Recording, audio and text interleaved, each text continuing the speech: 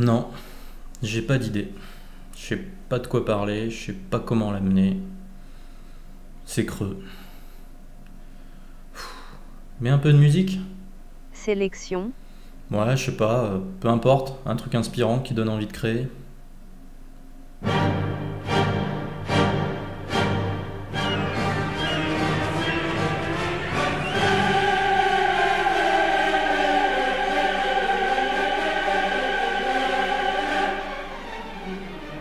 Je l'ai.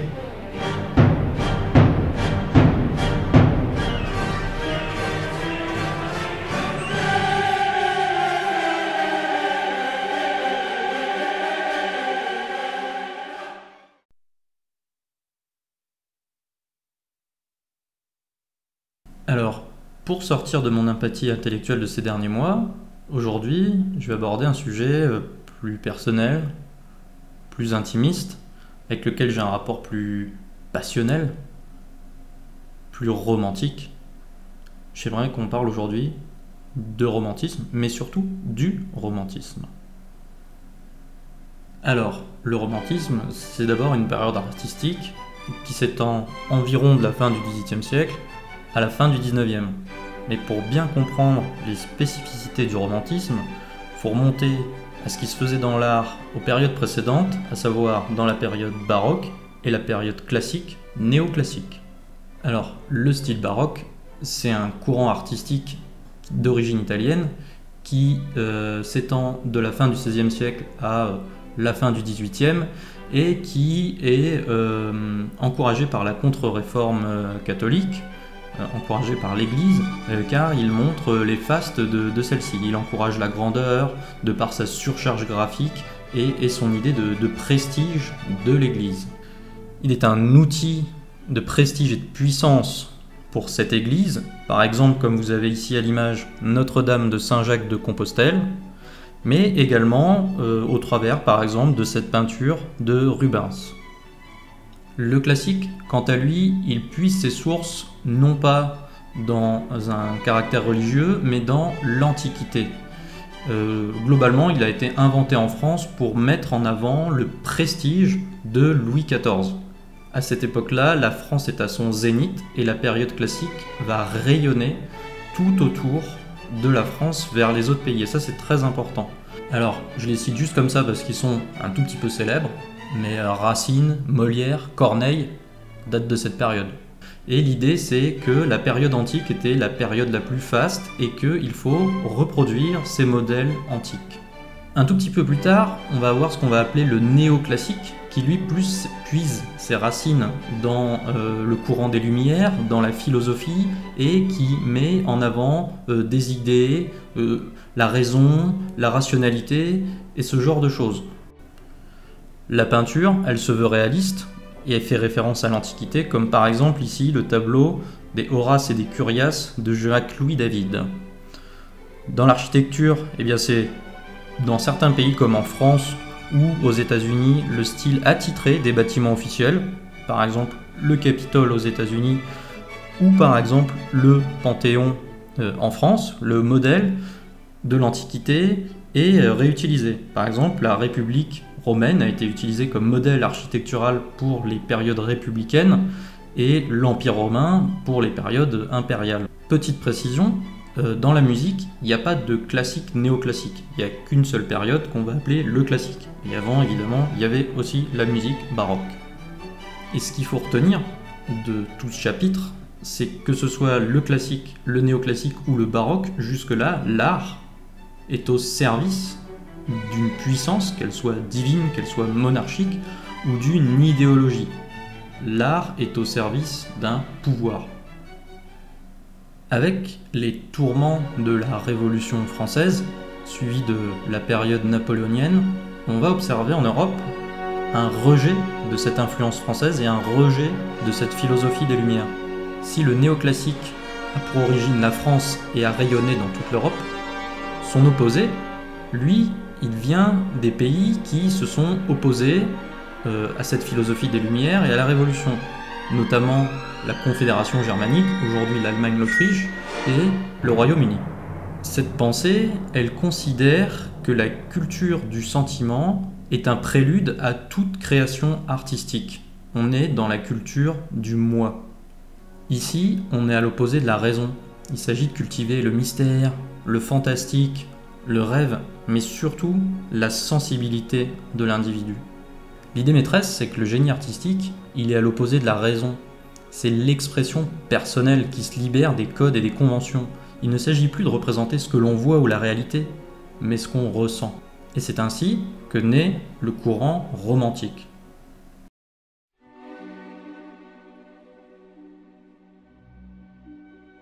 Le romantisme, il apparaît donc en premier lieu en Allemagne et aussi au Royaume-Uni. C'est ce qui explique cette fascination pour le Moyen-Âge, à l'opposé du néoclassique et du classique qui faisait surtout référence à l'Antiquité. On va développer ici une fascination pour les légendes du Nord, la mythologie nordique, mais aussi pour certaines civilisations exotiques, notamment les civilisations arabes.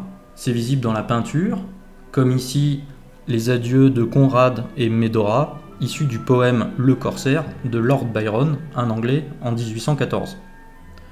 Mais on a aussi, dans la musique, ce genre de références, par exemple l'Anneau des Nibelungen de Wagner, qui fait référence aux dieux nordiques, aux géants, aux nains, mais aussi par exemple le ballet Le Lac des Cygnes de Tchaïkovski et son côté mystère fantastique. D'après le peintre français Eugène Delacroix, le romantisme, c'est la libre expression de ses sentiments personnels. Mais au-delà du voyage et du mythe, les œuvres romantiques de l'époque peuvent être liées aux événements et aux troubles sociaux du XIXe siècle. Par exemple, ici, un des tableaux les plus célèbres de Eugène Delacroix, La liberté guidant le peuple. Et pour rappel, oui, c'est lui qui était sur le billet de 100 francs. Mais on a également le radeau de la Méduse de Géricault, qui fait écho au naufrage du navire du même nom en 1816, l'idée étant de mettre en avant la détresse des naufragés. Enfin, on peut également citer Victor Hugo avec Les Misérables, une fable sur la misère sociale en France au XIXe siècle, Victor Hugo qui était très engagé contre la misère. Alors, qui sont-ils, ces champions du romantisme? Alors, il y en a beaucoup, on ne va pas tous les énumérer, mais pour en citer quelques-uns. Alors déjà, dans la peinture, outre Géricault et Eugène Delacroix dont j'ai déjà parlé, on peut citer l'anglais William Turner, et chez les Allemands, Otto Philipp Runge ou Caspar David Friedrich, un des peintres allemands romantiques les plus influents du XIXe siècle, avec en particulier son tableau Le Voyageur contemplant une mer de nuages, sur lequel je reviendrai un peu après. Pour la musique, et ce sont les extraits que j'ai utilisés pour cette vidéo, vous reconnaîtrez Giuseppe Verdi, un Italien, l'Allemand Richard Wagner, les Autrichiens Johann Strauss que l'on entend et Franz Schubert, le Russe Piotr Ilyich Tchaïkovski, le Franco-Polonais Frédéric Chopin que j'apprécie tout particulièrement, et enfin le Norvégien Edvard Grieg. Et dans l'écriture, on a énormément d'écrivains romantiques français. Alors, Victor Hugo, j'en ai déjà parlé, mais également Alfred de Musset, George Sand, Alexandre Dumas. Il faut également mentionner l'écrivain britannique Lord Byron, que j'ai déjà cité, et notamment son poème Le pèlerinage de Childe Harold, qui met en œuvre ce qu'on va définir comme le héros byronien, c'est-à-dire un personnage qui est désabusé, désillusionné par ses frasques et qui part en quête de voyage. Un personnage qui va donc être épris, étreint d'une certaine mélancolie.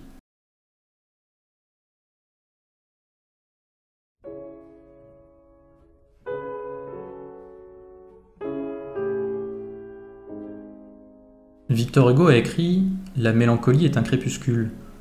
La souffrance s'y fond dans une sombre joie.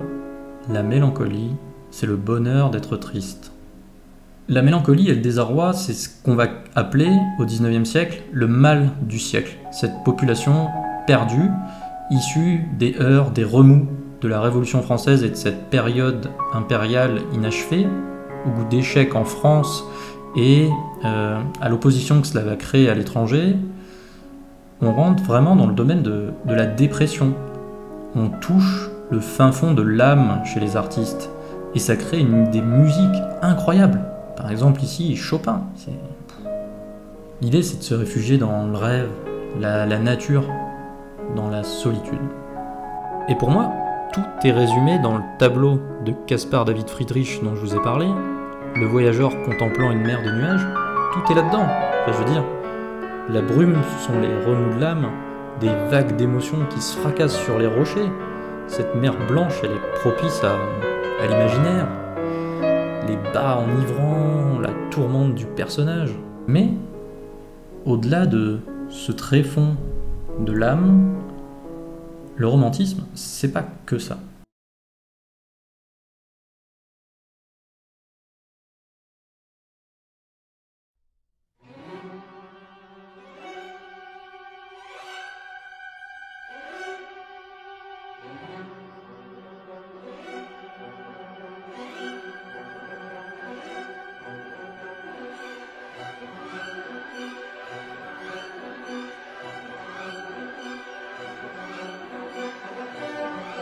Alors, si certains aspects du romantisme expriment la tristesse infinie, il va aussi déchaîner des choses beaucoup plus fortes, beaucoup plus hautes en couleur, le côté passionnel.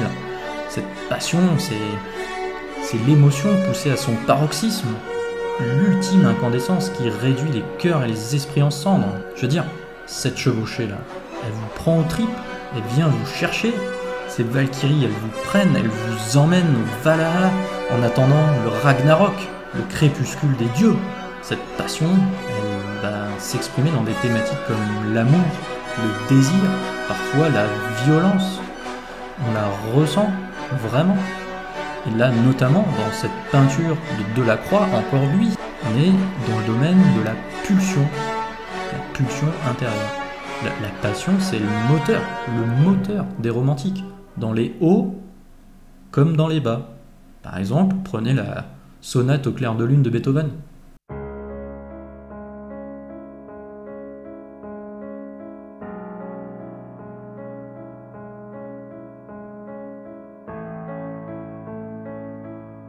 D'ailleurs, il est intéressant de noter que mélancolie et passion sont tous les deux des troubles psychologiques où l'émotion domine la raison. Et c'est cette domination de l'émotion, du sentiment qui va traverser le courant artistique de tout le 19e siècle. Si on devait résumer les courants artistiques que j'ai mentionnés, le baroque, le classique, néoclassique et le romantisme, on les définirait comme ceci. Le baroque, le classique néoclassique, le romantisme.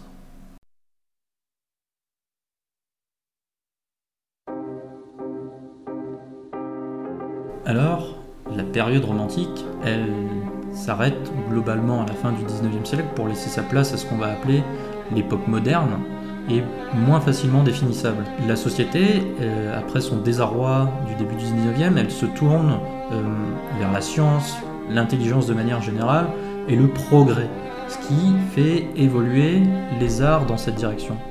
Mais ce romantisme, il est encore très présent aujourd'hui, il est très représenté. À l'école, on a tous appris ou lu une fois du Victor Hugo, du Chateaubriand, Gustave Flaubert ou encore Alexandre Dumas. Tout le monde connaît les Trois Mousquetaires. Le cinéma, il regorge d'utilisation de cette musique romantique. Richard Wagner dans Apocalypse Now, le lac des Cygnes dans Billy Elliot, ou on a encore Verdi dans Mad Max Fury Road. Stanley Kubrick, un réalisateur que j'apprécie, utilise beaucoup de musique romantique, que ce soit du Johann Strauss ou du Richard Strauss, qui sont deux compositeurs différents dans 2001, l'Odyssée de l'espace, ou le Schubert que vous entendez dans Barry Lyndon. Faut pas non plus oublier Fantasia. Fantasia, c'est une initiation à la musique classique pour les enfants. Alors certes, il n'y a pas que de la musique romantique, mais l'apprenti sorcier, c'est de la musique romantique. La pub. La pub, c'est un formidable vecteur pour utiliser de la musique romantique, puisque l'objectif de la pub, c'est de vous faire ressentir une émotion et vous faire acheter un produit. Alors bon, ok, il y a eu de la musique romantique pour des pubs, pour de la mayonnaise, pour des lave-linges. Bon, on s'en fiche. Mais il y a, je pense, deux thématiques principales dans lesquelles on utilise régulièrement de la musique romantique. Déjà, les voitures. L'objectif, c'est de vous faire ressentir une émotion. Waouh, je sens quelque chose, je veux acheter ce véhicule. On a par exemple eu du Wagner pour une pub pour Citroën. D'ailleurs, ce qui est intéressant, c'est que pour les voitures, si vous voulez montrer la perfection de la voiture, en règle générale, on va plutôt utiliser du Mozart, et si vous voulez faire ressentir, vous faire vibrer le consommateur en regardant la voiture, plutôt de la musique romantique. Et il y a une autre thématique très utilisée dans la pub pour mettre de la musique romantique, c'est évidemment les parfums. Schubert qu'on entend dans la pub pour un parfum. Et les thématiques du romantisme, elles sont encore utilisées dans des films contemporains. Prenez Equilibrium, sorti en 2002, de Kurt Wimmer. Le personnage qui est joué par Christian Bale est un gardien qui doit détruire tous les contenus émotionnellement sensibles. L'objectif, c'est de priver la société de ses émotions. Tout tourne autour de ça. Et son personnage s'effondre au milieu du film lorsqu'il entend du Beethoven. Et puis, l'anneau des Nibelung de Wagner, des nains qui forgent un anneau qui donne un pouvoir énorme. Ça vous rappelle rien? Enfin, je peux quand même pas parler du romantisme aujourd'hui sans citer, bien évidemment, un dessinateur italien, Ugo Pratt, et l'anti-héros romantique par excellence, Corto Maltese.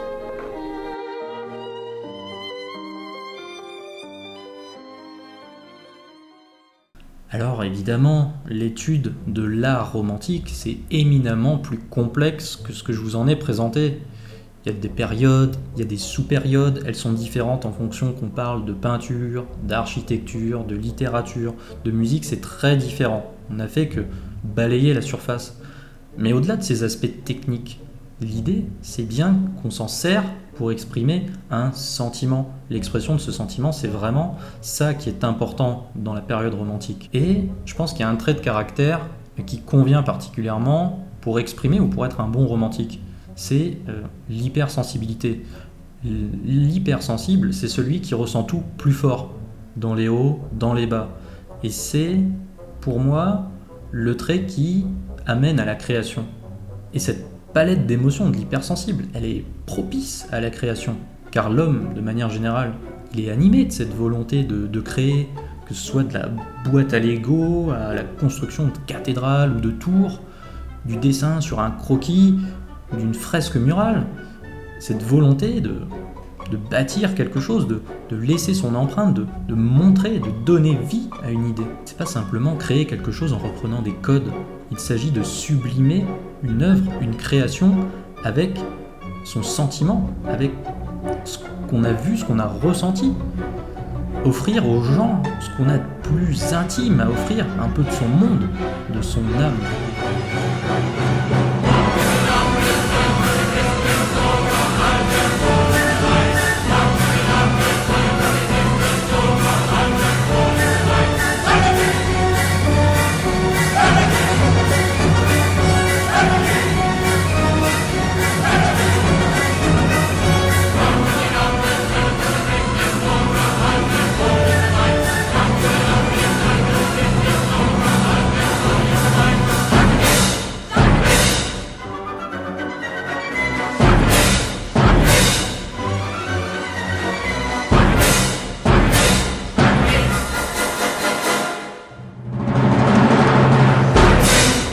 C'est ça, le romantisme.